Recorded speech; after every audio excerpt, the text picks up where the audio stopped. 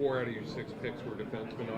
Was it, something where at the end guys fell to you, or was that your mandate coming in? No, not really a mandate. It was who fell to us, and we thought it was the best player at that moment, so we ended up taking the defenseman. So, but it seemed Two to be big guys. Two big guys. It seemed like there's more D in the draft this year. So, and you don't usually see right defense as much. So it was one of them years where it was more D, and they fell at that moment to us. What's your overall impression of your draft as a whole now that's complete?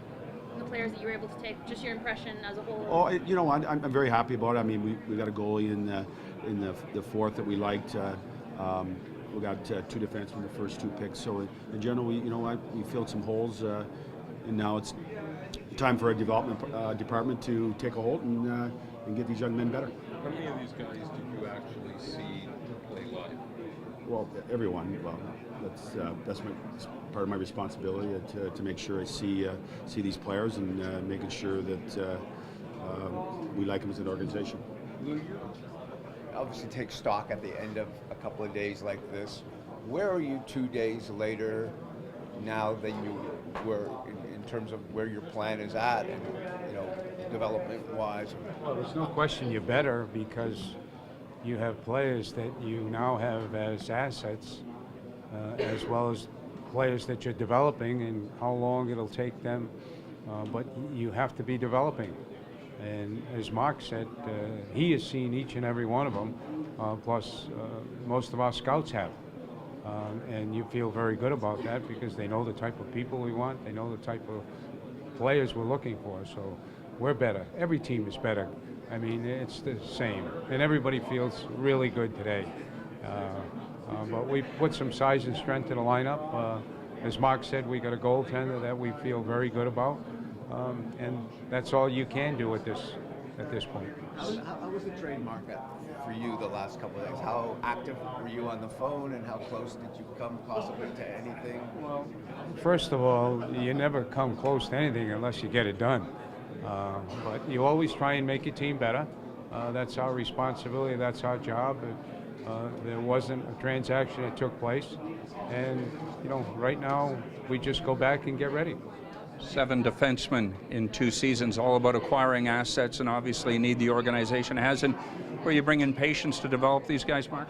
Yeah, we are. We got some of the kids like the Greenaway kid last year. He's in school and he'll take some time to develop as a hockey player. And the O'Connell kid he drafted late from out of St. Andrews College is he's going to Penticton next year and then 4 years to BU. So there's time for these young men to develop, and we all know how long it takes defensemen to be a national hockey defenseman, and we got to be patient and we got to develop them, and hopefully they improve. Can you say a few words about each of them, just to give us an idea of what you like about them? Of course, Rasmussen. Okay, we won't talk about that. Rasmussen's a big, strong guy that he needs to develop his body yet. He's a little inconsistent because his legs don't carry that big body around, but he's got a great shot. He played top pairing for Kingston. There's huge upside on his skill level, and of course he needs to physically get stronger. And Scott? Scott's a goalie that played on not a great team, and so his stats isn't as good as it should be, but his technique and his size and his quickness side to side is very good. Kara? Kara's a big, strong winger that plays two-way game, that can skate and handle pucks and drives the net. Gordeev? Gordeev is a big, strong defenseman that who can dunk a ball. I don't know if that means anything. Something, but he's got a bomb and he can shoot a puck, and he's a big, strong guy that he's got skill. He just needs to calm down and make better plays consistently on the ice. McGregor? McGregor is a young man that needs strength. He's got hockey sense, he's got skill. He didn't have a great year last year. We figured more out of him, myself and their scouting staff. But I really believe he's got some upside that he's going to take off next year. And finally, O'Connell? O'Connor is a young man that is right in our backyard out of St. Andrews. He's developed at St. Andrews, is going to Penticton, and then he'll be going to BU. So good program in BU, and this kid's got a good upswing, really skate, but we'll be patient with him and watch his development. Thank you. Yeah. You talked a lot about your plan and changing every day and the the 5-year plan that always changes. A pretty good NHL defenseman gets traded today for a pretty high price. How do you weigh price versus need, and how you know, when you see something like that happen, and the kind of guy you probably were somewhere in the mix of trying to... It's a great question. And, you know, you as an organization have to determine, you know, what price you will pay for a player that you think that can help you.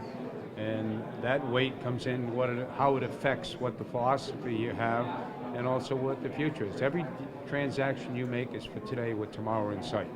And where we are as an organization, we have to make sure we're doing that. We've said that right from the beginning. We're in a process. We're not going to try and jumpstart anything. We're going to allow it to take its course. But if along the way we can get better without hurting the future, we're going to do that. And that's going to be continued. One of the things you looked at with Nashville getting to where they got to, they signed those young defensemen before they became what they became to pretty good long-term contracts. Is that the way now you have to manage the cap, get ahead of your players, so to speak? Well, I think that's exactly what Mark was saying earlier about we took these defensemen. We know it's going to take some time. Defensemen take longer than forwards do. But when you've got the ability to do that and have patience with them and you see things, you do it. We've got a couple of young defensemen, you know, at the Mollies who, you know, we don't know how close they are until we see them next year. They've had outstanding years. So what you want to do is continue that flow of players coming in all areas. We took a goaltender this year. As Mark said, we had an off year, but the talent and, you know, what we felt about him as a group, you'd make that decision. And we took a goaltender last year who had an outstanding year. So the more you can keep a farm system and a feeder system going, the better you're going to be as an organization. Speaking also, the player kind of had it down here, and Timothy didn't talk to you yesterday after drafting him in the first round, had that bout of mono. What was your impression of him and taking him in the first round yesterday? Well, I guess you want to repeat the question, Sandra? Sorry, just on Liljegren yesterday drafting, what was your take on him? Well, my take on him was the excitement that our scouting staff had. He's a right-shot defenseman who has exceptional speed and, you know, handles the puck above average. And the way the game is going with the speed and the way you push the player, then, you know, he's just an outstanding prospect. And that's what he is right now, like every other player that's been drafted today. What's the real? I mean, you want them all to make it. What would you count as a success for this draft? 2 guys, 3 guys? Like, you look at things like that? I think Lou has more experience there. I wish we had an answer to that. Every time you think someone's going to make it, they fool you. And then sometimes people you think are going to take a little I don't longer. mean specifically players. I mean, just what, do you have a number in mind of when you look at drafts? I want 2 guys every year. I want 3 guys every year. No, I don't think you look at that. You look at the best players because what it'll happen, it could be one year the best players would be defensemen, and the next year it'd be best players would be forwards. So if you decided you were going to proportion it, you're not really doing the right thing. You're going to take the best players. Your old right arm, David Conti, used to say, if you're batting 300 as a scout, you're in the Hall of Fame. Same thing in baseball. That's what he was basing it on.